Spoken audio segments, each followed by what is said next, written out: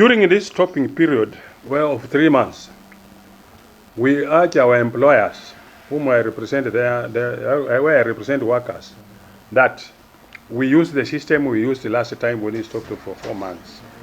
And what we did last time was to have what we called the stipend support. Our workers were given some token of money for the purpose of sustaining them during the stoppage period.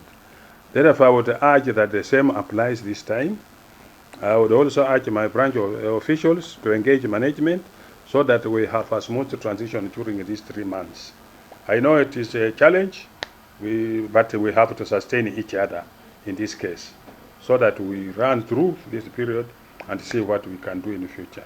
The process was not just ambushed to the millers, because there was a meeting held on 4th here in Kisumu, whereby it was a consensus decision, and they arrived on a consensus that it is important they suspend milling for 3 months. So it is something that was foreseen. It is not something that has been just been imagined.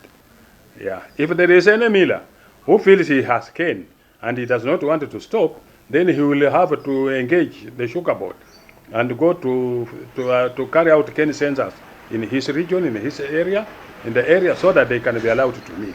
If these factories are not milling, then the supply of sugar might be a bit low. But we know traders are waiting for any whistle blowing. If they are allowed to bring in sugar, sugar is just on the seas here. Sugar is never brought from countries.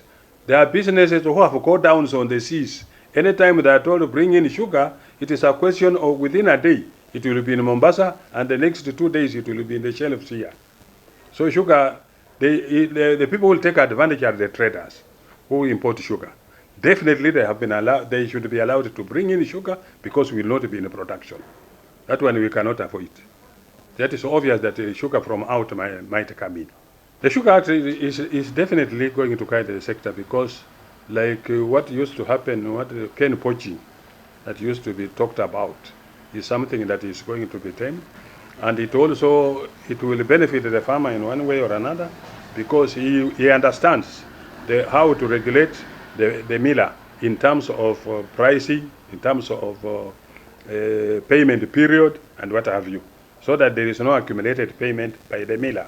It will have to follow what the Act provides.